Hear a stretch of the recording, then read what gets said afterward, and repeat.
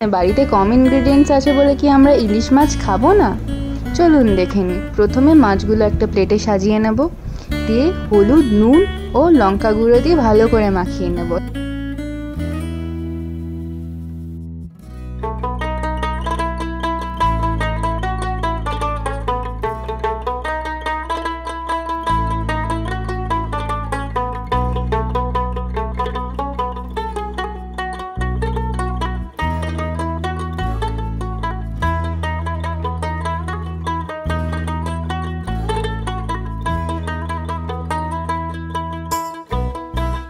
তারপর একটা mixer grinder নেব, যেটাতে 2 চামচ সাদা সর্ষে নেব আর জল দিয়ে খানিকক্ষণ ভিজিয়ে রাখার পর তাতে পোস্ত গুঁড়ো অ্যাড করব।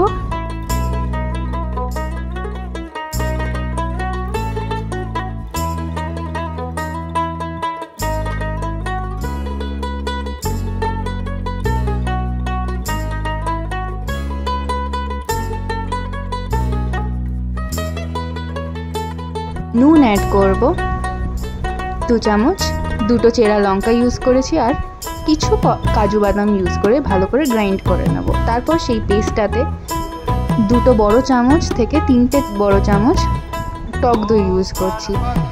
তারপর 4 চামচ সর্ষের তেল ইউজ করব।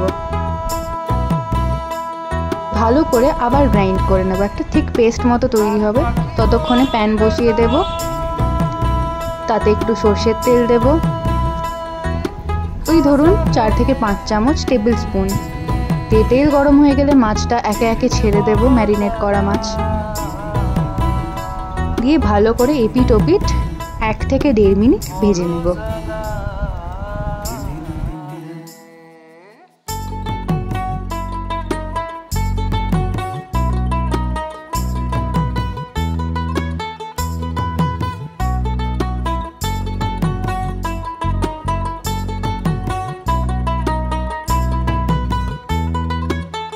যা হয়ে গেলে ওই সেম তেলেই 2টো চেরা লঙ্কা দেব আর যে পেস্টটা বানিয়েছিলাম সেটা অ্যাড করব।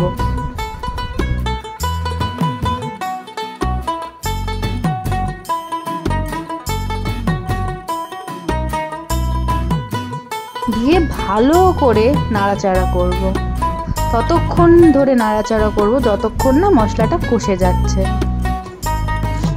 ফ্লেমটা লো থেকে মিডিয়ামে নেব, কখনো হাই দেব না, এতে মশলা পুড়ে যাওয়ার সম্ভাবনা থাকতে পারে। দিয়ে ভালো করে মশলা কষাচ্ছি।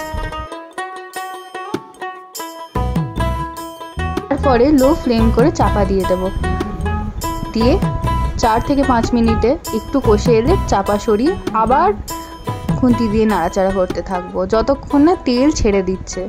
তারপরে আরও 4টে লঙ্কা আমি ঝালের জন্য ইউজ করেছি। তারপর মাছগুলো দিয়ে দেবো একে একে, দিয়ে মাছগুলো দেওয়ার পরে মশলা মাখিয়ে নেব আস্তে আস্তে।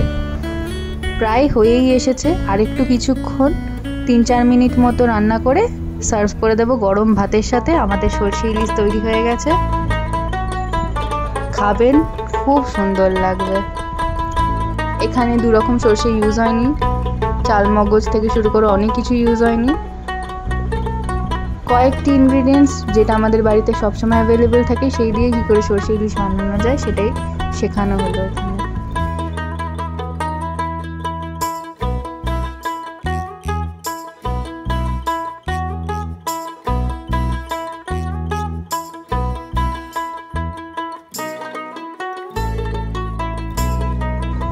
ভালো লেগে থাকলে লাইক, শেয়ার, সাবস্ক্রাইব একদম করে দেবেন।